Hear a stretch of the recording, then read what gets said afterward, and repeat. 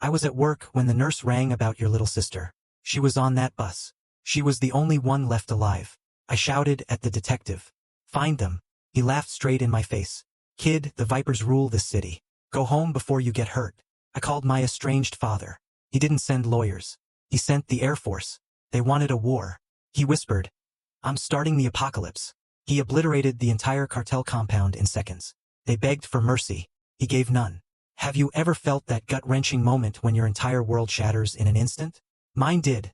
The day I saw my little sister's school bus, bullet-riddled and on its side. And what do you do when the only person who can make it right is the one you swore you'd never speak to again? The one who broke your family years ago. The black smoke was already painting ugly streaks across the sky when I screeched to a halt at the intersection. But this wasn't just another traffic accident. The knot in my stomach told me something far worse had happened. That cold, familiar dread. It tightened its grip on my gut. I slammed my car door shut and ran, my feet pounding toward the flashing lights that pulsed like an angry heartbeat. The smell hit me first. A sickening mix of burnt rubber and something metallic, something like copper. Then I saw it. The yellow school bus, twisted and broken, lying on its side like a mortally wounded animal. Bullet holes, dozens of them, riddling its metal frame. Lila! I screamed, my voice cracking, raw with sudden terror. I pushed past the growing crowd, desperate. A uniformed officer, a burly guy, shoved me hard in the chest. Back off, kid. Area secured. That's my sister's bus. I yelled, grabbing his arm, my nails digging in. Where is she? He just looked at me, his eyes flat, bored, casual, like I was a nuisance. Not a brother whose world had just imploded. Casualties are en route to Mercy General. Move along. I didn't wait. I didn't ask for permission. I turned and sprinted back to my beat-up sedan, my hands shaking so bad I could barely get the key into the ignition. The city, I'd always known it was rotting from the inside out, a festering wound of corruption and violence. But I never, ever thought that rot would reach her. Leia. My Leia. She was 10 years old. 10. She liked drawing horses and eating strawberry ice cream. She knew nothing of territory lines or drug wars. Nothing of the darkness that had just swallowed her whole. The drive to Mercy General was a blur. A frantic, dangerous race through red lights, horns blaring in protest. All I could see in my mind's eye was her small, bright face. Was she scared? Was she alone? When I burst into the ER waiting room, it was pure, unadulterated chaos. Parents screaming, nurses running, doctors yelling orders. Leia! I choked out, grabbing a pale-faced nurse at the desk. Leia Vance. She was on the bus. The nurse stopped typing. Her eyes, tired and sad, lifted to mine. It was that look. The one that says, I'm sorry before they even speak. She's in surgery, honey. Dr. Evans is with her. You need to wait here. Wait. I laughed. A harsh, broken sound that didn't even register as mine. Tell me she's alive. She's fighting, was all she said. Just 2 words. She's fighting. I sank into one of those hard, unforgiving plastic chairs, burying my head in my hands. The blood was roaring in my ears, a furious tempest. I needed answers. More than that, I needed to know who did this. I looked up and there he was, Officer Dominic, standing by the vending machines, sipping coffee like it was a Tuesday morning break. He was the lead on the scene. I knew him. Everyone in the neighborhood knew Dominic. He was the guy you paid to keep your shop windows intact, if you caught my drift. I walked over, my steps feeling heavy, deliberate. Who was it, Dominic? He didn't even blink. Gang crossfire. Mason. Just bad luck. Wrong place, wrong time. Bad luck? I stepped closer, my voice dropping to a dangerous whisper, laced with barely suppressed rage. That bus was shot up with automatic rifles. That's not bad luck. That's a hit. Who was shooting? Dominic sighed, tossing his empty cup into the trash. Look, kid, go home. Pray for your sister. Don't go asking questions you don't want answers to. The Vipers. They don't like nosy neighbors. The Vipers. Of course. The city's cancer. And Dominic clearly was on their payroll. He wasn't going to do a thing. He was going to file a report, bury it, and let my sister become just another statistic. I looked around the room again. Helpless parents, overwhelmed doctors, and a corrupt cop sipping coffee while my Leia bled out on a table. Something inside me snapped. It wasn't a loud, dramatic snap. It was quiet. It was the sound of the last thread of my patience, my civility, breaking. I walked outside, into the cool night air. My hands, which had been trembling uncontrollably, suddenly felt steady, resolute. I reached into my pocket and pulled out my phone. I scrolled past my friends, past my boss, down to a contact I hadn't called in 5 years. The general. My thumb hovered over the button, A line I swore I'd never cross. I hated his money. I hated his coldness. I hated that he chose his classified missions and his defense contracts over Mom and me over everything. But looking back at those hospital doors, thinking about Leia, I realized I didn't need a dad right now. I needed a monster. I pressed call. It rang once. Mason. The voice on the other end was deep, calm, and terrifyingly alert. Why are you calling me on this line? They shot Leia, I said, my voice dead calm, utterly devoid of emotion. The police aren't doing anything. Silence. 3 long seconds, just the static on the line. Then he spoke. Where are you? Mercy General. Stay there, he commanded. And Mason. Yeah. Look at the sky. The line went dead. I looked up.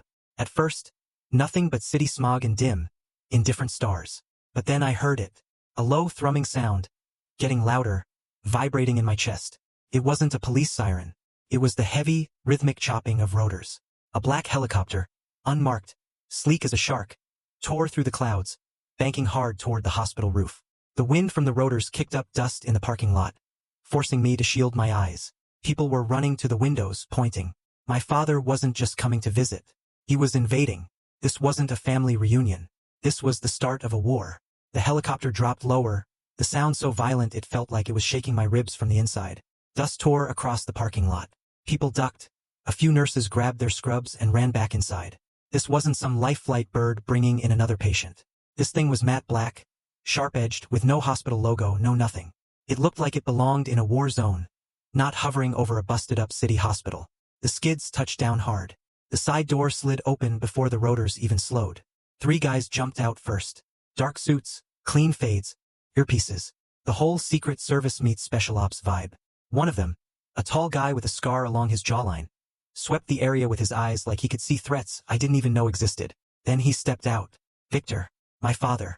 He didn't look any smaller than when I last saw him, even though 5 years and a mountain of resentment had built up in my head. Gray at his temples now, tan skin, posture so straight it made everyone else around him look crooked. Black coat, no tie, no smile, just that controlled, unreadable face I remembered from my childhood. The one that always seemed more focused on his next flight than on me. His eyes locked on mine the second his shoes hit the pavement. No hesitation, no surprise. Mason, he said, over the roar, like we talked yesterday. I swallowed hard. You got here fast. He glanced up at the sky once, then back at the hospital. You said they shot Leia. That's all you needed to say. One of his men stepped up. Perimeter's clear for now, sir. Victor nodded without looking at him. Lock down the entrance. Nobody in or out without my approval. Especially local law enforcement. You can't. I started, instinct fighting with a bizarre sense of relief. He cut me a sideways look. Do you want to argue jurisdiction, or do you want your sister alive? The wind from the rotors blasted us as the pilot powered down. I shut my mouth. We walked toward the sliding doors together, a loose formation of power and tension. The automatic sensors almost seemed too slow to get out of his way. Inside, the hospital's chaos kept moving like nothing had changed, crying, beeping monitors, ringing phones. But heads turned. People recognized money. They recognized authority. Even if they didn't know his name, they felt it. Officer Dominic was still in the waiting area, laughing at something on his phone with another cop. When he looked up and saw Victor, the color actually drained from his face. That told me more than any file ever could. Victor didn't go to him right away. First, he went to the nurse's station. A young nurse with tired eyes, her badge reading Brooke, looked up and opened her mouth to tell him to wait his turn. Then she saw the men behind him, the way one of them had already positioned himself with his back to the wall, scanning everyone within 20 feet. I need the attending surgeon for Leia Vance, Victor said, his voice quiet but carrying an undeniable force. Sir, we can't just... He pulled out a slim leather wallet, opened it and laid a card on the counter. I couldn't see what was on it, but her eyes flicked down, then widened. I fund the cardiac wing, he said calmly, and half your new equipment budget. Get the surgeon now. Brooke didn't argue again. She picked up the phone with shaking hands and dialed. I watched him work, and felt that old mix of disgust and awe fighting inside me. This was what he did. He didn't beg. He didn't plead. He just rearranged the world until it fit what he wanted. Dominic finally forced himself to walk over, straightening his belt like it would make him look bigger. Mr. Vance, he said, trying for a friendly tone. Didn't know you were in town. Victor turned slowly, gave him a long, bored once-over, like he was a bug on a windshield. You didn't know a lot of things tonight, Victor said, like the fact that a school bus was turned into target practice on your watch. Dominic shifted his weight. We're handling it. We've got units all over it. Just random gang activity. You know how? Victor stepped closer, not raising his voice, not changing expression. What gang fires that many rounds in broad daylight at a moving school bus without fear of response? He asked. Random doesn't buy cops new boats, Dominic. The cop's jaw tightened. Just a flicker. But Victor caught it. I don't know what you're implying, Dominic said. I'm not implying, Victor replied. I'm observing. Before it could escalate, a woman in green scrubs rushed up.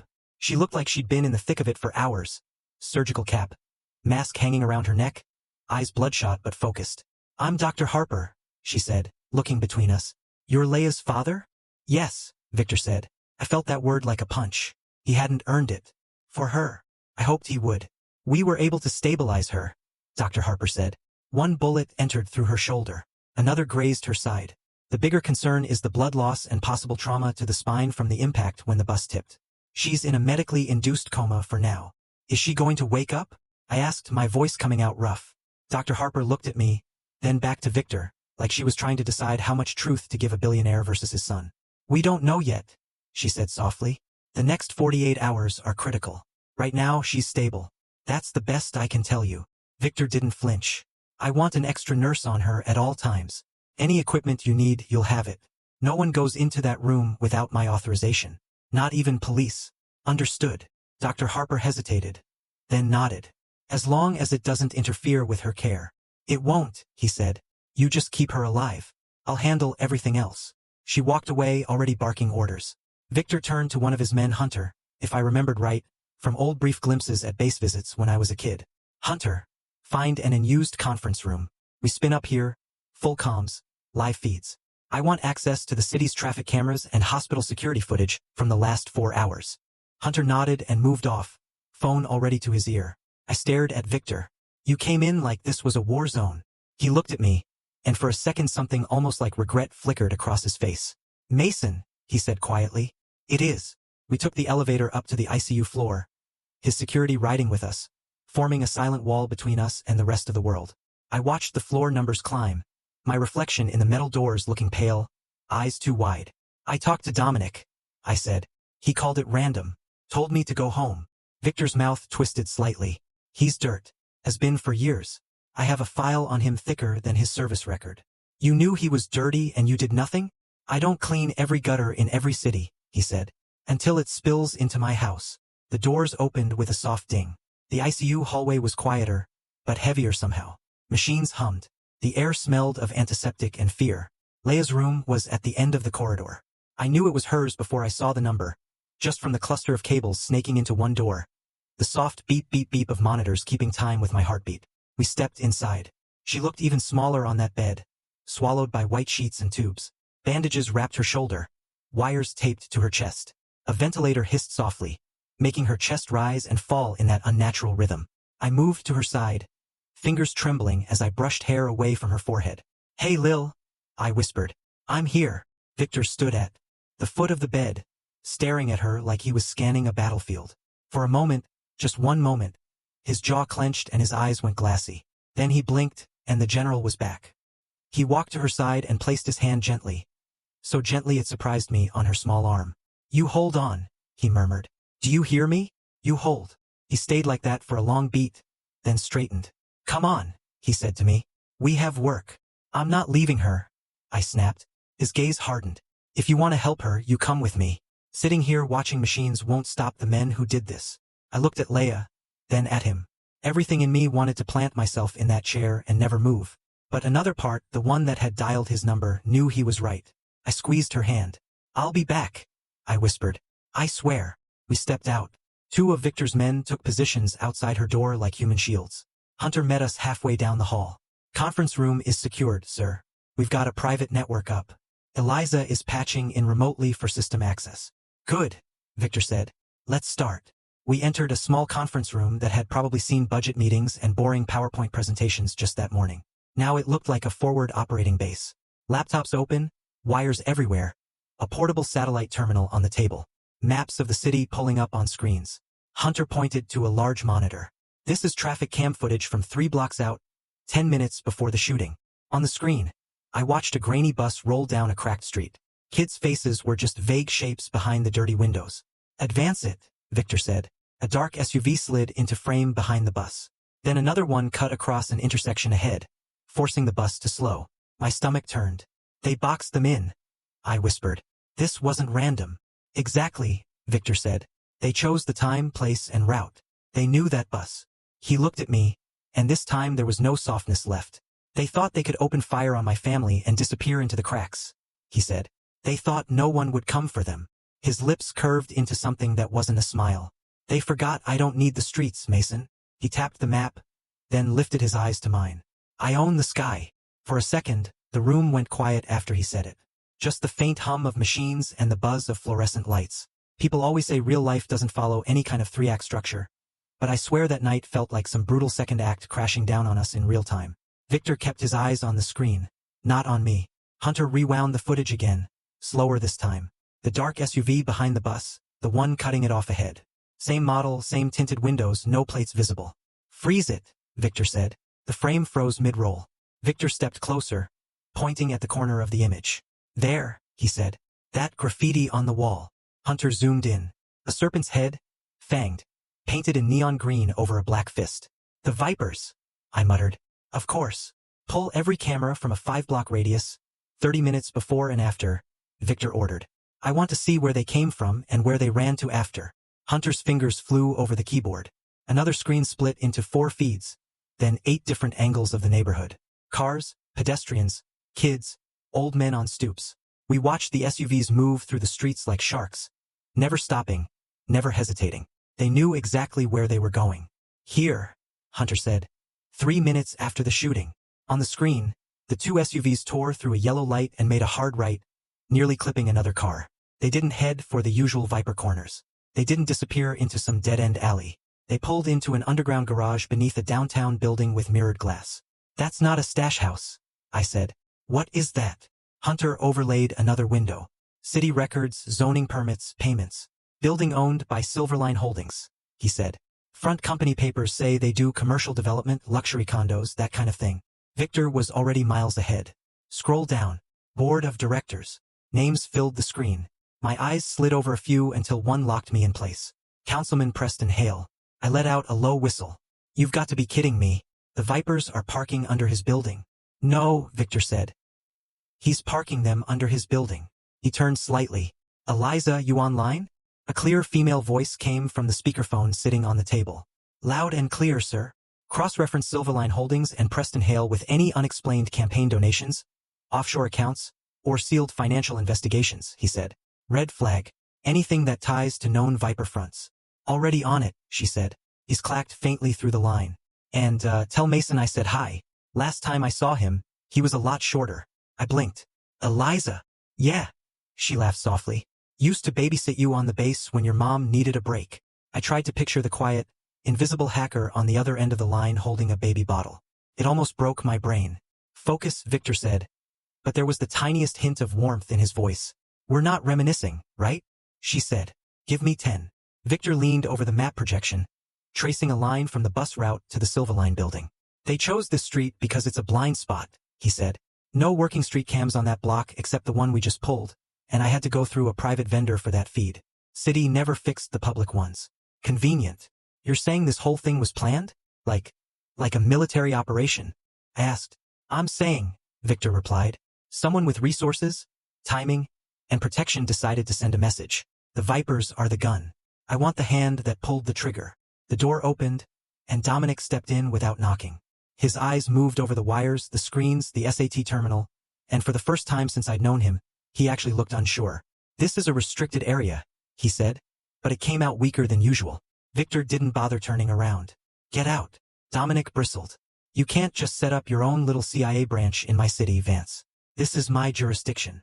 Victor straightened up slowly, then finally faced him. You had your chance, he said. You called this random. You told my son to go home. Dominic's gaze flicked to me for half a second, then back. Because stirring this up gets people killed. These guys aren't street punks. You don't understand what you're poking at. Victor took one step closer. The room seemed to shrink around them. I've bombed convoys in 3 countries you can't even pronounce, he said quietly. I've watched men smarter and meaner than these clowns vanish under 10 tons of concrete because they picked the wrong side. You think I don't understand? Dominic swallowed. His hand twitched near his belt, not quite going for his weapon, more like a reflex.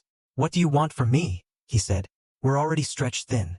I can't just go raiding buildings downtown because some camera glitched on a couple of SUVs. I don't want anything from you, Victor said. That's the point. You're compromised. I can smell it on you. But you are going to do one thing. Dominic's jaw tightened. And what's that? You're going to stay away from my daughter's room, Victor said. No patrols, no detectives, no checking in. Anyone in uniform goes near her door without my permission, and I will bury their careers so deep they'll be lucky to manage mall security. The cop's face flushed red. You can't, Victor gestured to Hunter. Show him. Hunter tapped a key. Another window popped up on the big screen. An internal affairs report. Half of it blacked out. Dominic's name highlighted in yellow. Payment logs. Lost evidence. Suspicious case closures. Dominic's mouth fell open. How did you? That file is sealed. It was, Victor said.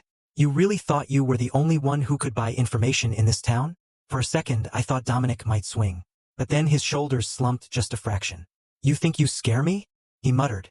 No, Victor said. I think the men who pay you scare you. That's why you're going to pretend you never saw this room, never met my people, and never heard my name tonight. Go write your random gang crossfire report. Archive it. Then stay out of my way. The silence stretched. Finally, Dominic turned, yanked the door open, and walked out, almost slamming it behind him. I let out a breath I hadn't realized I was holding. You just blackmailed a cop in the middle of a hospital. Correction, Victor said, turning back to the screen. I just removed a liability from the equation. Eliza here. Her voice cut back in. Got something you're going to like? Or hate? Hard to say. Go ahead, Victor said. Preston Hale's campaign has 3 major donors that don't match his public statements, she said. All filtered through Silverline. And one of those donors is a private equity firm that only exists on paper. Northbridge Capital. The name tugged at something in my memory, but I couldn't place it. Northbridge, Victor repeated. That's new, Eliza. Cross-match Northbridge with any defense contracts or overseas shell companies, he said. Ownership board, even minor stakeholders.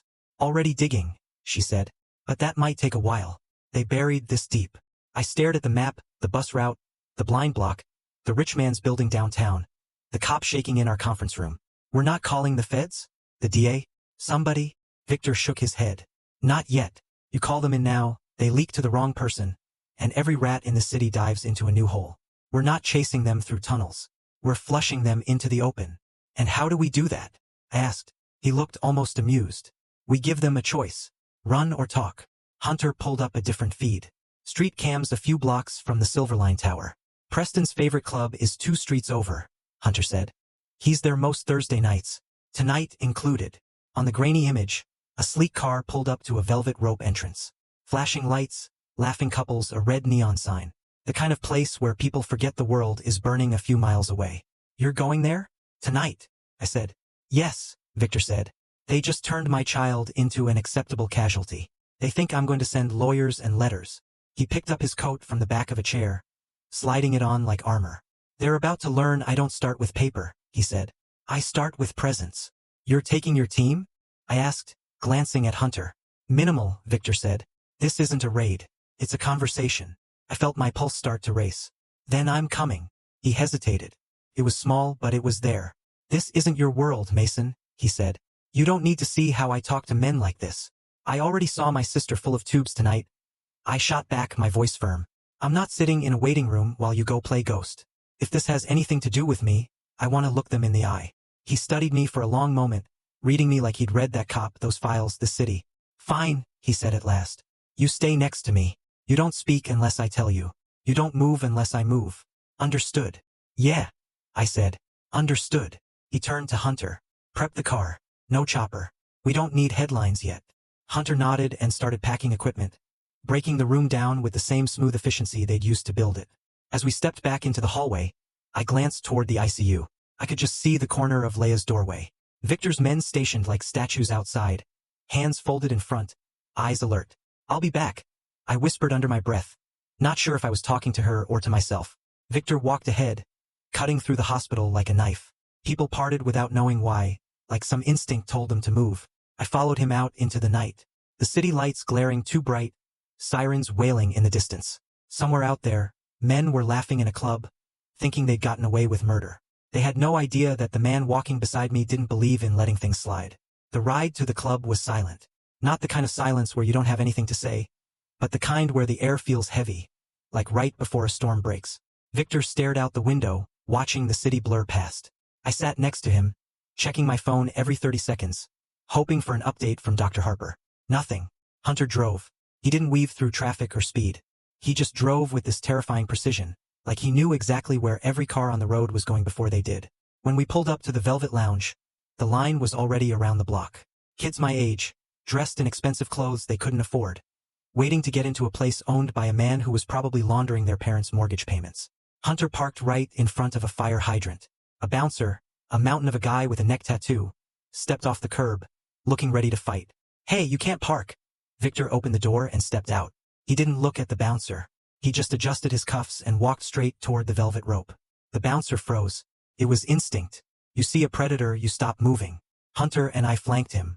The bouncer swallowed hard, his eyes darting to the earpiece in Hunter's ear, then to Victor's coat, which definitely cost more than the bouncer made in a year. "Mr. Vance?" The bouncer stammered, recognizing him. "I didn't know you were on the list." "I'm not," Victor said, walking past him without breaking stride. "But I'm buying the drinks." We swept inside. The music was a physical wall of bass, shaking the floorboards. Lights flashed in epileptic bursts, red, blue, purple. Bodies were packed tight on the dance floor, grinding, laughing, screaming over the noise. Victor moved through the crowd like Moses parting the Red Sea. He didn't shove anyone. He didn't have to. People just felt his presence and moved. It was uncanny. We headed straight for the VIP section, a raised platform overlooking the chaos, guarded by 2 more security guys. These weren't regular bouncers. They were armed. I could see the bulges under their jackets. "Private party," one of them shouted over the music, stepping in Victor's path. Victor stopped. He looked at the guard, then up at the booth. Sitting there, surrounded by bottles of Grey Goose and girls who looked bored, were 3 men. I recognized the middle one instantly from the footage. The tattoos on his neck matched the Viper's tag. "Tell your boss," Victor said, his voice cutting through the bass like a razor, "that his lease just expired." The guard frowned. "What?" Victor pulled out his phone, typed a single command, and held the screen up. It was a deed transfer confirmation. Time-stamped 30 seconds ago. "I just bought the building," Victor said, "and I'm closing early." The guard blinked, confused. Before he could react, Hunter moved. It was so fast I almost missed it. 1 second, Hunter was standing still. The next, he had the guard's wrist in a lock and was whispering something in his ear. The guard went pale and stepped aside. We walked up the steps. The music seemed to die away as we entered the VIP booth. The 3 men looked up. The leader, a guy with gold teeth and eyes that looked dead inside, laughed. "Victor Vance," he shouted, raising a glass. "To what do I owe the honor?" "You heard a party, old man?" Victor didn't sit. He stood at the edge of the table, casting a long shadow over their celebration. "You have 5 minutes, Victor said. The leader, whose street name was Snake, smirked. 5 minutes for what?" "To run," Victor said. Snake's smile faltered. He exchanged looks with his crew. "You think you can walk in here and threaten me? You know who protects us." "I know who paid you," Victor corrected. "And I know about the bus." The air in the booth turned ice cold. Snake set his glass down slowly. His hand drifted toward his waistband. "I don't know what you're talking about," Snake said, his voice lower. "Accidents happen, Vance. City's a dangerous place." "It is," Victor agreed. "Especially when you miss." Snake's eyes widened. Victor leaned down, placing his hands on the table. "You were paid to hit a target. You missed. You hit a 10-year-old girl instead." "My daughter." Snake flinched. He didn't know. The realization hit him like a physical slap. He knew Victor Vance was rich. He didn't know the girl on the bus was his blood.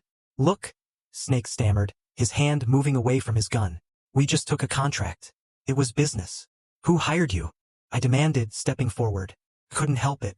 The rage was boiling over. Snake looked at me, then back at Victor. He was calculating. He knew if he talked, he was dead. If he didn't talk, he was probably dead anyway. "I can't," Snake whispered. "He'll kill me." Victor checked his watch. "You have 4 minutes." Vance listened. 3 minutes, Victor said. "And then I give the order." "What order?" Snake asked, sweat beading on his forehead. Victor pointed to the window overlooking the street. "My team isn't just here, Snake. They're at your mother's house on 4th Street. There at your stash house in the Tri-City district. There at the warehouse where you keep your product. Snake stood up, knocking his chair over. You're bluffing. Victor pulled up a live feed on his phone and tossed it onto the table. It showed a dark room, rows of shelves, and a red laser dancing on a stack of cash. I don't bluff, Victor said. I liquidate. Snake looked at the phone, then at Victor. He looked like a trapped rat. Okay, okay. Snake yelled, holding his hands up. It wasn't us. We were just the muscle. The order came from the top. From the suits. Name, Victor said. I don't have a name, Snake cried. Just a company. Northbridge. They wire the money. That's all I know. Northbridge. The shell company Eliza found. And the target? Victor asked. Who were you supposed to hit? Snake looked at me. He swallowed hard. Him? Snake said, pointing a shaking finger at my chest. We were supposed to hit the son to send a message to the father. My blood ran cold. The room spun. Me? I whispered. But I haven't seen him in 5 years. That was the point, Snake said. They wanted to show you that even if you leave, you can't leave us. Victor's face didn't change, but his eyes, they went pitch black. Get out, Victor said softly. Run, Victor roared, his voice cracking with sudden, terrifying fury. Before I change my mind. Snake and his crew didn't hesitate. They scrambled over the booth, knocking over bottles, running for the back exit like the devil himself was snapping at their heels. I stood there, frozen. It was my fault. Leia was in that bed because of me. Because of who my father was. Because of a war I didn't even know I was fighting. Victor picked up his phone. Burn it, he said into the receiver. The warehouse? Hunter asked. No, Victor said, looking around the club. Everything on the screen on the table. I watched the laser dot in the warehouse widen. Then the feed went white. Victor turned to me. He put a hand on my shoulder. It was heavy. We're done with warnings, he said. I looked at the empty booth. The spilled vodka dripping onto the floor like clear blood. He was right. The warning shot had been fired. Now the real shooting was about to start, and I knew exactly where we had to go next. We had to find Northbridge. And I had a sick feeling. I knew exactly whose signature was on those checks. The ride back from the club felt different. There was no victory in the silence this time. Just the bitter taste of what Snake had said. Northbridge hit the sun. The words kept bouncing around in my skull. I wasn't just an observer anymore. I was the reason my little sister was fighting for her life. Victor sat in the back, his face illuminated by the blue light of his tablet. He hadn't spoken since he gave the order to burn Snake's operation to the ground. He wasn't angry. He was processing. That was always worse. Northbridge Capital, Victor said suddenly, breaking the silence. I've heard that name before. Not in business circles. Where then? I asked, turning to face him. Politics, he said. It's a ghost fund. They pop up during election years, funneling dark money into campaigns, then vanish. So this is political? I asked. Because you didn't support someone? No, he said, scrolling through a file Eliza had just sent. Because I wouldn't sell. 5 months ago I got an offer for the aerospace division. It was aggressive. They didn't just want the tech. They wanted the patents for the new guidance systems. And you said no, I guessed. I told them to go to hell, Victor corrected. The buyer was hidden behind 3 layers of shell companies, but the final offer came from a firm called Northbridge. He tapped the screen, enlarging a logo. It was simple, a stylized N with a bridge arc. Eliza, he said into his earpiece. I need you to find out who sits on the board of Northbridge. Not the proxies. The real money. Working on it, boss? Eliza's voice crackled back. But boss, you're not going to like this. I'm tracing the initial incorporation papers. They were filed in the Cayman Islands. But the notary stamp? It's from a firm right here in the city. Which firm? Victor asked, his voice dropping an octave. Sterling and Vance, she said. The car seemed to swerve, though Hunter hadn't moved the wheel. Sterling and Vance. That was my mother's firm. Or rather, her new husband's firm, Julian Sterling. My stomach dropped so hard I felt nauseous. Julian, the man who had married my mom 3 years ago. The guy who bought me a car I didn't want for my birthday. The guy who always smiled too much and asked too many questions about Dad's business. It can't be Julian, I said, my voice sounding thin, hollow. He's family now. He eats dinner with us. Victor looked at me, and for the first time I saw pity in his eyes.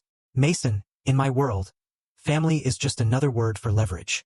He was at the hospital, I argued, trying to make it make sense. He was crying in the waiting room with Mom. Or he was checking to see if the job was done. Victor said, cold. Hard facts. Eliza, Victor commanded. Get me Julian's financials. specifically any transfers to Northbridge in the last 6 months. Already there, she said. And bingo, 3 transfers, 2 million each, labeled consulting fees. The last one cleared yesterday morning. Yesterday morning, the day of the shooting. My hands curled into fists until my knuckles turned white. He paid for it. He paid to have me killed, missed, hit Leia, and then sat in the waiting room holding my mother's hand while she sobbed. I'm going to kill him. I said it not as a threat but as a statement of fact. No, Victor said, sharp. You're not. Not yet. He shot Leia. I shouted, losing it. He paid for the bullet. And if you walk into his house and put a bullet in him tonight, Victor said, grabbing my wrist with a grip like steel, you go to prison. And the people above him, the ones who actually ordered the hit, disappear. Julian is just a middleman. A jealous, greedy middleman who wanted my company and thought killing my heir would force me to sell. So what do we do? I asked, shaking. Let him sleep in the same bed as Mom tonight? No, Victor said. We go get the proof. Undeniable physical proof. Eliza. Where does Julian keep his private records? Not the firm's servers, his dirt. He has a safe, I said suddenly. The memory flashed back. A dinner 2 months ago. Julian, drunk on scotch, bragging about his insurance policy in his home office, behind the painting of the sailboats. He told me once it's where he keeps the things that could burn the city down. Victor looked at me, impressed. Change, of course. Where to, sir? Hunter asked. My ex-wife's house, Victor said. We drove to the suburbs. The houses got bigger. The lawns greener. It looked so peaceful. It was a lie. We parked down the street. Victor didn't get out this time. This has to be you, he said to me. If I go in there, it's a raid. If you go in, you're just a worried son checking on his mom. What if he's there? I asked. He's not, Victor said, looking at his phone. Eliza tracked his phone. He's at the police precinct, probably trying to fix the mess we made at the club. I nodded, swallowing the lump in my throat. Okay. I got out and walked up the driveway. The house was dark except for the porch light. I used my key. I still had one even though I rarely visited. Inside, it smelled like lavender and expensive cleaning products. Smelled like home. I crept up the stairs, my heart hammering against my ribs like a trapped bird. The office was at the end of the hall. I pushed the door open. It was dark. I used my phone light. The painting of the sailboats was there, just like I remembered. I pulled it away from the wall. A sleek digital safe sat flush with the plaster. I don't know the code, I whispered into my phone. I do. Eliza's voice came through the earpiece Victor had given me. I'm brute forcing the keypad via the house's smart network. Give me 5 seconds. The keypad beeped. Click. The door swung open. It wasn't full of cash. It was full of hard drives and one thick manila folder labeled Project Skyfall. I grabbed the folder and opened it. Photos, surveillance photos of me leaving my apartment, going to work, eating lunch. And then the emails printed out. From Northbridge_admin to Julian Sterling. Subject: The Vance problem. Acquisition cannot proceed while the son remains a potential successor. Remove the obstacle. The father will crumble. I felt sick. Physically sick. I leaned against the desk, gasping for air. Suddenly, the lights in the driveway flared. Car doors slammed. Mason. Victor's voice cut through the earpiece. Urgent. Get out. Now. Julian just pulled up. And he's not alone. I froze. I could hear heavy footsteps on the front porch. Voices. Angry voices.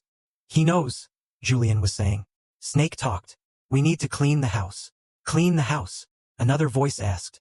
What about the wife? Her too, Julian said. She asks too many questions. Make it look like a break-in gone wrong. My blood turned to ice. Mom was sleeping in the next room. I wasn't just here to steal a file anymore. I was the only thing standing between my mother and a hit squad. Dad? I whispered. The words slipping out for the first time in 5 years. They're going to kill Mom. Hold your position, Victor said. We're coming in. I heard the front door kick open downstairs. Glass shattered. I gripped the heavy brass paperweight on Julian's desk, knowing it wasn't enough against guns, but knowing I wouldn't let them touch her, not while I was still breathing. The front door crashed open below us, the sound echoing like a gunshot. My hand tightened around the brass paperweight. It was heavy, cold, and utterly useless against what was coming up the stairs. Dad?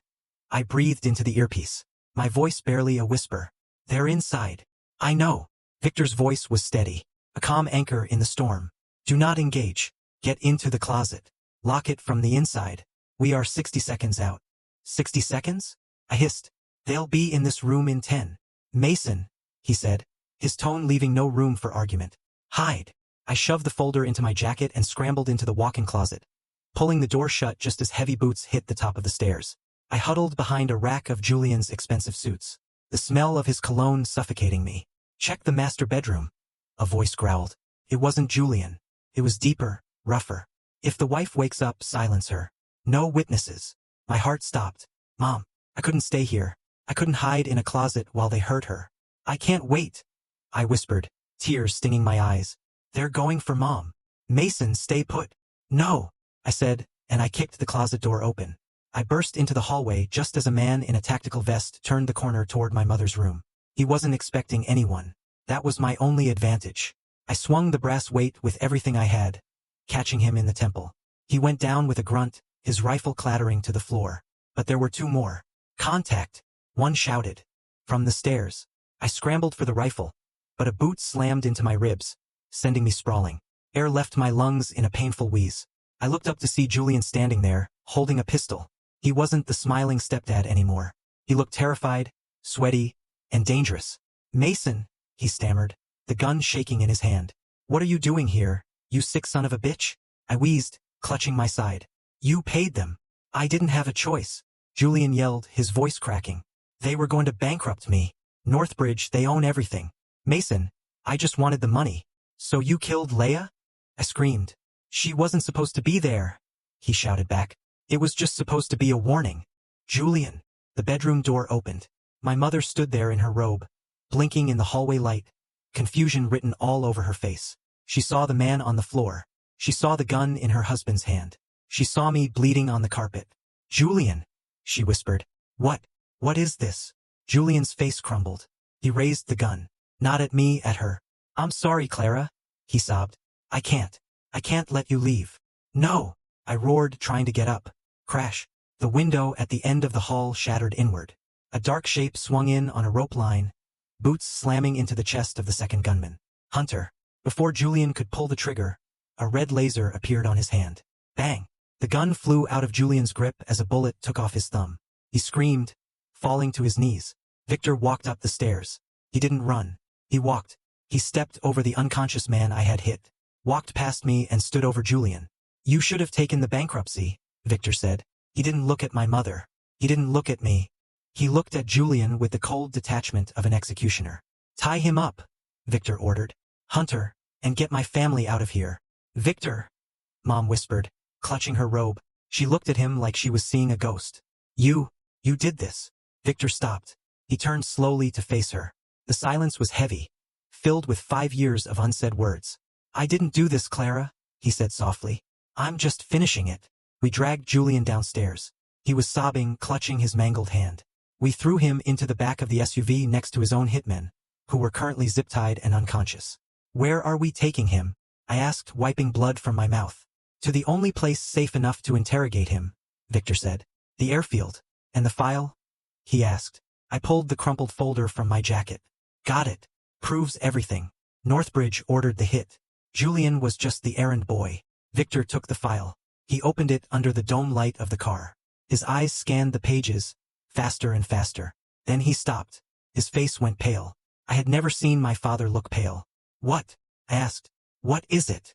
He turned the page around so I could see the email signature at the bottom of the order. It wasn't a name. It was a code. Authorized by Architect. I know this call sign, Victor whispered. I haven't seen it since Baghdad. Who is it? I asked. It's not a business rival, Mason, Victor said, looking out into the dark night. The architect isn't a CEO. He's a ghost. A black ops contractor who was supposed to be dead 10 years ago. He looked at me, and the realization was terrifying. This isn't about the company, Mason, he said. It's not about money. It's revenge. The car went silent. The war had just changed. We weren't fighting a greedy corporation anymore. We were fighting a dead man who knew exactly how my father thought, how he fought and what he loved. And he was just getting started. Get to the plane, Victor said, his voice low and dangerous. We're going hunting. The private airfield sat 20 miles outside the city, tucked between farmland and industrial lots where nobody asked questions. Victor's jet was already on the tarmac, engines warming up, the sleek white body glowing under the floodlights like some kind of escape vehicle from a spy film. We dragged Julian and his men out of the SUV. Julian was still whimpering, cradling his ruined hand. I felt nothing looking at him. No pity, no anger, just cold focus. Inside, Victor ordered, pointing to a small hangar off to the side. Hunter, get the interrogation room ready. Copy that, Hunter said, hauling one of the unconscious gunmen over his shoulder like a duffel bag. Victor walked ahead, phone pressed to his ear. Eliza, I need everything on the architect. Real name, last known location, known associates. I want every mission file from 2004 forward, classified or not. Boss, that's going to trip alarms, Eliza warned. Those files are buried under black site protocols. Then dig deeper, Victor snapped. I don't care if you wake up the entire Pentagon. I need answers in the next hour. He hung up and looked at me. You holding up? I nodded, though my ribs still ached from where Julian's guy had kicked me. I'm fine. Who is the architect? Victor's jaw tightened. His real name is Quentin Cross. Former Delta Force, then went private contractor with Blackwater during the Iraq invasion. Smart, ruthless, had a gift for logistics and wet work. We ran a joint op in Baghdad in 2004. Intelligence said we were hitting an arms dealer. Turns out it was a setup. Half his team got vaporized by an IED. And he blames you? I asked. He blames everyone, Victor said. He went off the grid after that. Word was he died in a black site raid in Yemen in 2014. Guess that was a lie. We entered the hangar. It wasn't fancy. Concrete floors, metal walls, a single folding table with a chair bolted to the ground. Hunter had already zip-tied Julian to it. The man looked pathetic, his expensive suit stained with blood and sweat. Victor walked up to him slowly, his footsteps echoing. He didn't sit. He just stood there, staring down at the man who had tried to destroy his family. Julian, Victor said, his voice calm. You're going to tell me everything. Where Quentin is, how you contact him. Who else is involved? Julian shook his head frantically. I don't know. I never met him. Everything was encrypted messages and wire transfers. I swear. Victor nodded to Hunter. Hunter pulled out a tablet, tapped a few keys, and turned it around so Julian could see the screen. It was a live feed of our house, of my mother sitting on the couch, wrapped in a blanket, a mug of tea shaking in her hands. 2 of Victor's men stood guard by the windows. You see that? Victor said. That's my ex-wife. The woman you married? The woman you just tried to have killed. Julian's face went white. Victor, please. If you lie to me, Victor continued, his voice dropping to a whisper, I will make one phone call and she will never know what hit her. Not the Vipers. Not Quentin. Me. You wouldn't. Julian gasped. Victor leaned in close. Try me. The silence stretched. Julian cracked. Okay. Okay. He sobbed. There's a secure server, dark web. I uploaded files there. Financial reports, property deeds, anything Quentin wanted on you. He paid me through crypto. I never saw his face. But there was one thing. What? I demanded, stepping forward. He said he was watching, Julian whispered. From a place where you used to run, where your father taught you to fly. My blood ran cold. The old base, I said, looking at Victor. Fort Devlin. You trained there before Iraq. Victor's face hardened. That base was decommissioned 8 years ago. It's supposed to be empty. Eliza. Victor barked into his earpiece. Pull satellite imagery on Fort Devlin. Now. On it. She said. Keys clacked furiously. Boss, you're going to want to see this. Hunter pulled up the feed on the tablet. The image was grainy, shot from orbit but clear enough. The old airstrip, the abandoned barracks, and in the center, a cluster of vehicles or tactical vans, armed personnel moving in formation. He's staging there, Victor said. He's been planning this for months. Planning what? I asked. Victor zoomed in on the image. In the center of the compound, a massive cargo container sat open. Inside, I could see the faint outline of heavy ordnance, missiles, explosives. He's not just after me, Victor said. He's going after everything at the company, the city. He's going to make a statement. My phone buzzed. I pulled it out. It was a text from an unknown number. Mason, you took my crew. I'll take your city. Midnight. Watch the sky. I showed it to Victor. His face went pale, then red with fury. He's going to hit downtown, Victor said. Multiple targets, maximum casualties. Can we stop him? I asked. Victor turned to Hunter. How many men do we have? 12 plus us, Hunter said. If we call in favors, maybe 20 by dawn. We don't have until dawn, Victor said. Midnight is 4 hours away. So what do we do? I asked. Victor looked at me, and for the first time I saw something I never thought I'd see in his eyes. Doubt. There's one option, he said slowly. But it's not legal and it's not clean. What is it? I asked. He pulled out his phone and scrolled through his contacts. He stopped on a name I couldn't see. I call in a favor from someone I swore I'd never speak to again, he said. Someone who has access to assets the government won't admit exist. Who? I asked. Victor hesitated. Then he hit dial. The phone rang once. Then a gruff voice answered. Victor, the voice said. Didn't think I'd hear from you before hell froze over. I need air support, Victor said, his voice flat. Full package. Within 3 hours. The voice laughed. You know what that costs? Name it, Victor said. There was a pause. Then you owe me forever. Done, Victor said. The line went dead. Victor looked at me, his face unreadable. We just declared war. And we're going to finish it before the sun comes up. Hunter started packing gear, vests, weapons, comms. The hangar transformed into a staging ground. Where are we hitting first? I asked. The hospital, Victor said. We move Leia. If Quentin's smart, he'll go after her next. My stomach dropped. He wouldn't. He already did once, Victor said. He won't make the same mistake twice. We loaded into the SUVs. Julian was left zip-tied in the hangar with 2 guards. As we pulled out onto the road, I looked back at the airfield. The jet still humming on the tarmac. Somewhere out there, a dead man was coming for us. And we were driving straight into his crosshairs. But this time we weren't running. We were bringing the storm. The hospital was chaos when we pulled up. Not the controlled medical chaos from before, but the kind where something was wrong and nobody was saying it out loud. Nurses were moving faster. Security guards were clustered near the elevator banks, talking into radios with tense faces. Victor didn't wait for an explanation. He marched straight to the ICU floor, me and Hunter flanking him. The 2 guards he'd posted outside Leia's room were still there, alert, hands near their sidearms. Report, Victor said sharply. Sir, 2 men tried to access this floor 20 minutes ago, one of the guards said. Fake EMT badges. We stopped them at the elevator. They ran when we challenged them. Description, Victor demanded. Military-built, tattoos. One had a scar across his jaw. Victor's face darkened. Quentin's crew. They're probing defenses. He pushed open Leia's door. She was still there, still unconscious. Machines still beeping in their steady rhythm. But now I saw how fragile the setup was. 1 compromised nurse, 1 distraction, 1 moment of weakness. We're moving her, Victor said, pulling out his phone. Eliza, I need a medical transport. Fully equipped ICU unit. Destination. The airfield. Boss, moving her could. Leaving her here will kill her, Victor interrupted. Quentin knows where she is. He'll come back with more men and better planning. Get the transport now. Within 30 minutes, Dr. Harper was supervising the transfer with a team of nurses. She didn't ask questions. Maybe Victor had already paid her enough not to. Leia was loaded onto a specialized ambulance, monitors and 4 bags carefully secured. Mom arrived just as they were wheeling her out. She looked exhausted, terrified, her eyes red from crying. Victor, what's happening? She asked, grabbing his arm. Why are you moving her? Because the people who did this aren't done, Victor said, his voice softer than I'd heard it in years. And I'm not letting them finish the job. Where are you taking her? Mom demanded. Somewhere safe, he said. Somewhere I control every entrance, every camera, every person who walks through the door. She looked at me, searching my face for answers. I nodded. He's right, Mom. She's not safe here.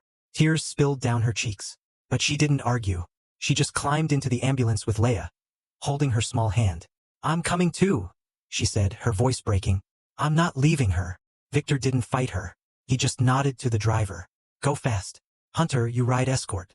Hunter jumped into one of the SUVs, and the convoy pulled out, lights flashing, cutting through traffic like a presidential motorcade. Victor and I stayed behind. We stood in the parking lot, watching the taillights disappear into the night. You think Quentin will follow them? I asked. No, Victor said. He knows that's a trap now. He'll adapt. He's probably already repositioned. So what's the plan? I asked. Victor checked his watch. In 2 hours, the sun will be up. Quentin said midnight. That gives us a narrow window. For what? He looked up at the sky. It was still dark. Stars scattered like broken glass. To bring the hammer down before he does. We drove back to the airfield. The place was transformed. What had been a quiet private strip an hour ago now looked like a forward operating base. Military vehicles lined the tarmac.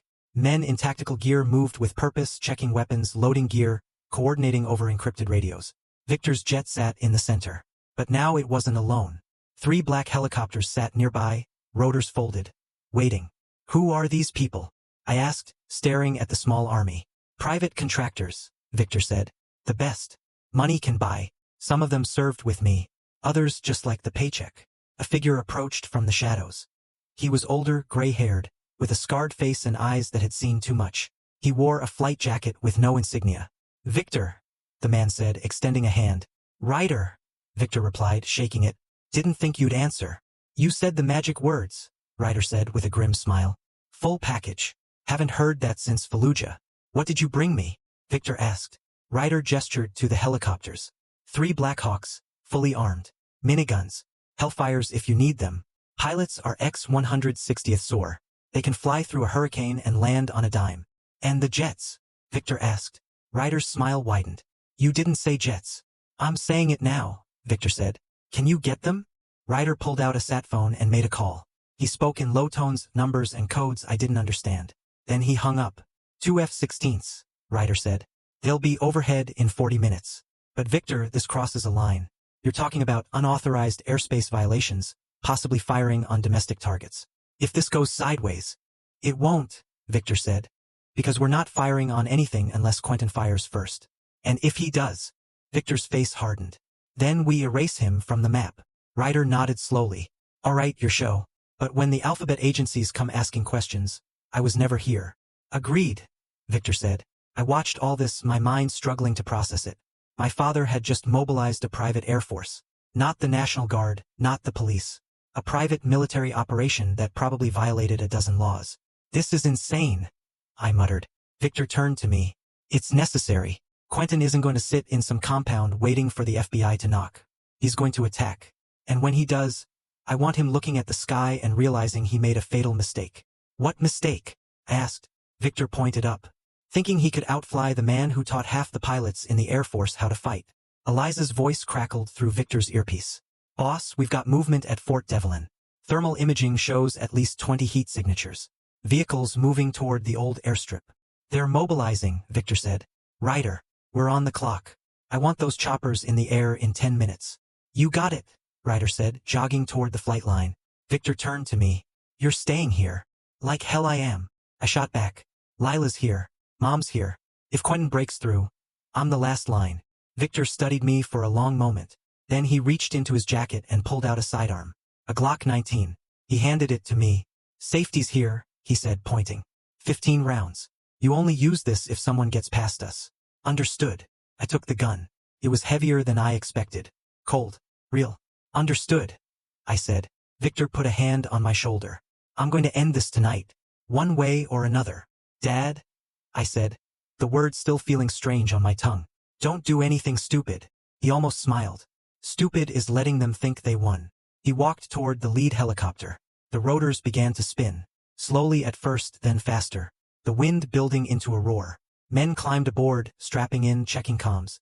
I stood on the tarmac, watching as the 3 Blackhawks lifted into the air, banking hard toward the east, toward Fort Devlin, toward the fight. And then I heard it, a distant thunder. I looked up and saw them. 2 sleek shapes cutting through the pre-dawn darkness. Afterburners glowing like falling stars. The F-16s. They screamed overhead. So low the ground shook beneath my feet. The sound was apocalyptic, primal, terrifying. Quentin wanted to send a message. Victor was sending an answer, written in jet fuel and firepower. I looked toward the hangar where Leia lay, protected by armed guards and medical equipment. And I prayed that when the sun came up, this nightmare would finally be over. But deep down, I knew the hardest part was still coming. The ground didn't just shake. Convulsed. A second after the F-16s ripped through the sky, a deafening sonic boom slammed into the earth, shattering glass for miles and setting off every car alarm at Fort Devlin. It was a declaration of absolute dominance. I watched from the tarmac as the horizon lit up with flares. The F-16s weren't dropping bombs. Not yet. They were flying low, aggressively cutting off the airspace, turning the night into a terrifying display of air superiority. "That's the signal," Victor said, his voice calm over the roaring wind. "Move out." We scrambled into the armored SUVs. Ryder's team took the lead in a modified transport truck, the kind that looked like it could drive through a brick wall without scratching the paint. The drive to the fort was a blur of speed and adrenaline. We didn't take the main road. We cut through the perimeter fence, Ryder's truck tearing down the chain link barrier like it was made of paper. "Eliza, status," Victor barked. "They're scrambling," Eliza reported. Thermal shows confusion. The jets scared the hell out of them. They think they're under military attack. "Good," Victor said. "Keep them confused." We breached the inner compound.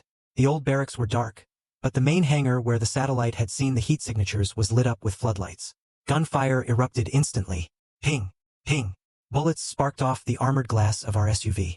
I flinched, gripping the door handle. "Stay low," Victor yelled. The convoy screeched to a halt, forming a defensive 5 formation shield. Ryder's men poured out, moving with fluid, lethal precision. They returned fire, not spraying and praying, but with controlled, suppressed bursts. I fumbled for the door handle, adrenaline spiking. "Mason, stay in the car," Victor ordered. "No," I shouted back. "I'm not watching this time." I kicked the door open and rolled out onto the tarmac, staying low behind the wheel well. The air smelled of cordite and jet fuel. The noise was overwhelming, shouting, gunfire, and the constant, terrifying roar of the jets circling overhead like vultures. "Hunter, suppressing fire on the upper catwalk," Victor commanded, moving up beside me. He didn't look like a CEO anymore. He looked like the soldier he used to be. He held his rifle comfortably, scanning targets, issuing orders. I raised the Glock he'd given me, my hands shaking. I didn't want to shoot anyone. I just wanted this to end. "Clear right," a mercenary shouted. We pushed forward, moving cover to cover toward the hangar doors. Ryder's team blew the locks with a breaching charge. Boom! The doors groaned and slid open. We stormed inside. The hangar was massive, filled with crates, vehicles, and something else. In the center of the room, hooked up to a generator, was a massive server bank. And next to it, a digital countdown clock. 45 minutes. "What is that?" I yelled over the gunfire. "It's an uplink," Eliza shouted in my ear. "He's not launching missiles, Victor. He's launching a cyber attack." Victor froze. He looked at the servers, then at the crates. They weren't full of explosives. They were cooling units. "It's a dead man's switch," Victor realized. "He's targeting the city's infrastructure, power grid, hospitals, air traffic control. If that clock hits 0, everything goes dark. Planes fall out of the sky. Patients on life support die." "Leia," I whispered. Even at the airfield, she needed power for her machines. "Where is he?" Victor roared, scanning the catwalks. "Quentin." A slow clapping sound echoed from the shadows of the upper gantry. "Bravo, Victor," a voice rasped. "You always did make a grand entrance." A figure stepped into the light. Quentin Cross. He didn't look like a monster. He looked like a ghost. Gaunt, wearing a simple black tactical vest. But his eyes, they were dead. "You brought jets?" Quentin called down, leaning on the railing. "Impressive. But you can't bomb a virus." "Shut it down, Quentin," Victor warned, raising his rifle. "Can't," Quentin smiled. "It's already in the system. 44 minutes until it executes. Unless what?" I shouted, stepping out from cover. Quentin looked at me. "Oh, the air. You look just like him. Arrogant. Unless I give you the kill code," Quentin finished. "But the price is high." "Name it," Victor said. Quentin's smile vanished. "You, on your knees, begging for forgiveness for the man you left in the dirt in Baghdad." Victor didn't hesitate. He didn't negotiate. "Hunter," Victor whispered. "Take the shot." Crack. A single shot rang out from the shadows where Hunter had flanked. Quentin jerked, his shoulder exploding in red. He staggered back, falling out of sight behind the machinery. "Move," Victor screamed. "Secure the terminal." We sprinted for the servers. The countdown was ticking. 43 minutes and 12 seconds. But as we reached the platform, I saw something that made my blood freeze. Quentin wasn't there. A trail of blood led to a side exit. And on the screen, a new message popped up. Protocol escalated. Target locked. Mercy General Hospital backup generators. "He's not just shutting off the power," Eliza gasped. "He's overloading the backup grid. He's gonna blow the generators at the hospital. The explosion will take out the whole block." "Leia's not there," I said, relief flooding me. "We moved her. But hundreds of other people are," Victor said grimly. "And I won't let them burn for my sins." "Eliza, can you stop it?" I asked. "Not from here," she said. "The signal is hardline. I need to be plugged into that server physically. But I'm 20 miles away." I looked at the server. I looked at the USB port. "I'm here," I said. "Talk me through it." Victor looked at me. "Mason, if you mess this up—" "I won't," I said, jamming my phone into the port. "Tell me what to do." The screen flashed red. "Access denied. It's encrypted," Eliza said, panic in her voice. "Biometric. It needs a fingerprint." I looked at the blood on the floor. Quentin's blood. "I need his hand," I said, realizing what I had to do. "Dad, we have to find him. I need his hand to unlock the system." Victor racked the slide on his rifle. "Then, let's go get it. Let's go get it."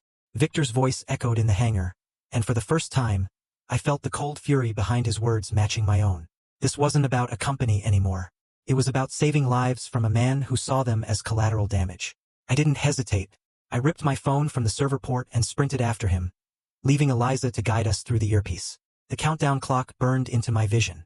38 minutes and 17 seconds. Quentin's moving east toward the secondary hangar. Hunter yelled, pointing down a dark service corridor. He's wounded, but he's moving fast. We ran, our boots echoing on the concrete.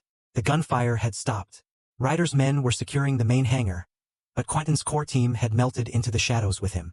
Eliza, are there schematics for this place? Victor demanded. Pulling them now, she said. It's an old base, but I'm finding something.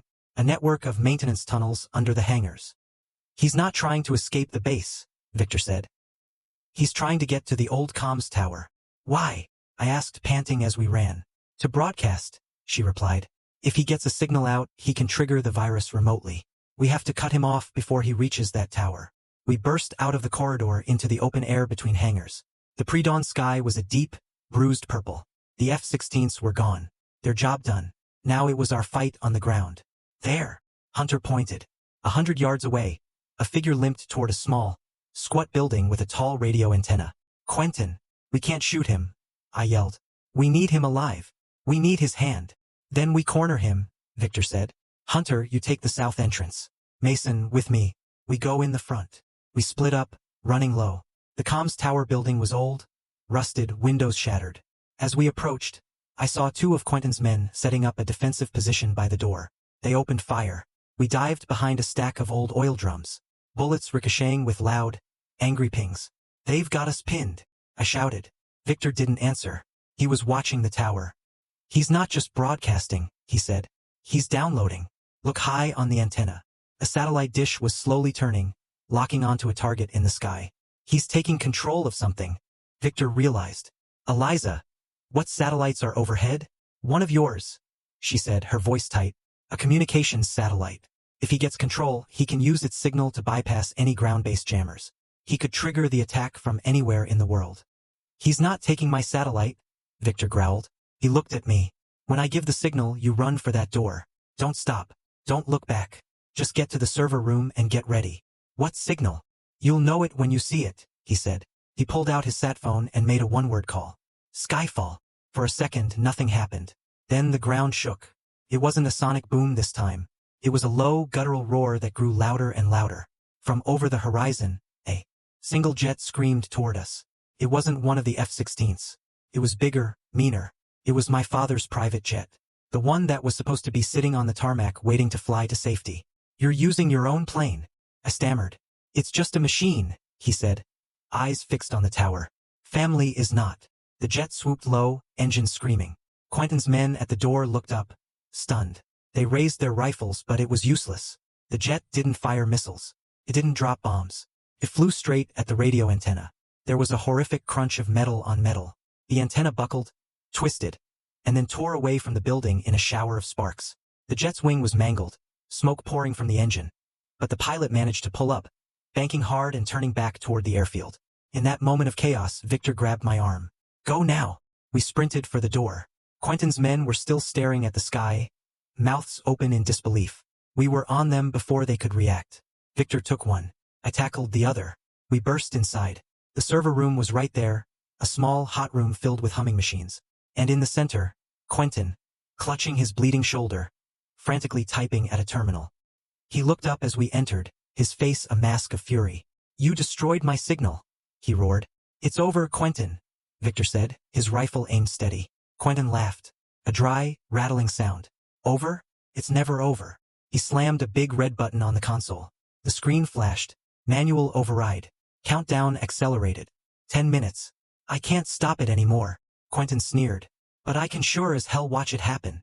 He lunged, not at us, but at a fire axe on the wall. He swung it wildly, smashing it into the servers. Sparks flew. Alarms blared. If I can't have my revenge, he screamed. No one gets to win. Hunter came in from the back, tackling him. They wrestled on the floor. The fingerprint, I yelled, running to the main terminal. The biometric scanner was still glowing. 5 minutes. Victor grabbed Quentin's uninjured hand, dragging him toward the console. "I'll die before I help you," Quentin snarled, fighting back. "I know," Victor said grimly. He twisted Quentin's arm, forcing his hand down toward the scanner. Quentin roared, resisting. 1 minute. There was no time. I looked at Victor. He looked at me. The same thought passed between us. It didn't have to be him. It just had to be his hand. Victor nodded once. Hunter understood. He drew his combat knife. "Hold him," Hunter said. There was a sickening slice, a scream that was cut short, and then a heavy thud. Victor grabbed the severed hand. He pressed the thumb to the scanner. Beep. Access granted. Cancellation code required. "Eliza now," I yelled. "Sending," she screamed. Lines of code flew across the screen. The countdown clock froze at 3 seconds. Then it vanished. Systems shut down. Complete. The room went silent save for the hum of the cooling fans. I sank to my knees, gasping for air. We had done it. I looked at Quentin's body on the floor, then at the hand still lying on the console. Then at my father, who stood there covered in another man's blood, looking older and more tired than I had ever seen him. "Is it over?" I whispered. "Yes," Victor said, his voice flat. "It's over." But as he said it, a lone monitor, one that hadn't been smashed, flickered to life. It wasn't code. It was a video feed. A hospital room. Leia's hospital room. And standing over her bed, a woman in a nurse's uniform looked up at the camera and smiled. It was Dr. Harper. "You stopped the big attack, Victor," she said, her voice dripping with venom. "But you forgot about the inside man. Or in this case, the inside woman." She held up a syringe filled with a clear liquid. "This is for Baghdad," she whispered, and moved the needle toward Leia's foreline. My heart stopped. The world narrowed to the flickering image on the monitor. Dr. Harper, the trusted surgeon, holding a syringe over my sister's foreline. Her face twisted into a mask of cold hatred. "No," I whispered, a breath of pure ice. Victor stared at the screen, his face a canvas of shock, rage, and dawning horror. He had planned for every contingency, every tactical assault, every digital ghost. But he never saw the enemy wearing scrubs. "Harper was one of his," Victor said, his voice a low, dangerous rumble. "Quentin's girlfriend, a combat medic on the mission in Baghdad. I never made the connection. Dad, we have to stop her," I yelled, scrambling to my feet. "How long does it take for that stuff to work?" "Depends what it is," he said, already running. "But we're not waiting to find out." We burst out of the comms tower and sprinted for the last remaining helicopter. Ryder was already in the pilot seat, shouting into his headset. "What's the play, Victor?" Ryder yelled over the spinning rotors. "Get us to the airfield. Now," Victor roared, climbing in. "And get me Eliza." The chopper lifted, the ground falling away as we banked hard, racing against time itself. "Eliza, talk to me," Victor commanded. "Harper has Leia. She's going to inject her." "I see her." Eliza's voice crackled, filled with panic. "She's locked the room from the inside. The guards are trying to breach the door, but it's reinforced." "Is there any other way in?" I asked, my mind racing. "A window. The hangar is a sealed medical unit," Eliza said. "One way in, one way out, to keep it sterile." "Sterile?" I choked out a bitter laugh. On the small monitor in the chopper, we watched the live feed. My mother was pounding on the door, her screams muffled. Dr. Harper ignored her, her focus entirely on Leia. "It's a shame, really," Harper said to my unconscious sister. "He looked just like him. That same arrogance. He took everything from me that day in Baghdad, my love, my future. It's only fair I take his." She uncapped the needle. "No." I slammed my fist against the side of the helicopter. "There has to be something we can do." "There is," Victor said. He looked at me, his eyes filled with a terrifying calm. "Eliza, you have control of the hangar's internal systems, right? Everything except the door lock." "Yes," she confirmed. "The medical gas lines," Victor said. "Can you flood the room?" My stomach dropped. "Flood it? With what?" "You'll kill them both." "Not oxygen," Victor said. "Anesthetic. Can you pump pure sevoflurane through the ventilation system?" There was a pause. I can," Eliza said slowly. "It's a high-pressure line. It would knock her out in seconds." "But Leia?" "The dosage, her life support can handle it," Victor said. "She's already intubated. Her system is closed. Harper's isn't. Do it. Now." On the monitor, we saw a vent in the ceiling. A faint, colorless gas poured into the room. Dr. Harper looked up, sniffing the air, confused. She took a step, then faltered. Her eyes widened in realization. She took another shaky step toward the door, but her knees buckled. The syringe clattered to the floor. She collapsed in a heap, unconscious. The chopper landed hard on the tarmac. Victor and I were out before the skids even settled, sprinting for the hangar. The guards had finally breached the door.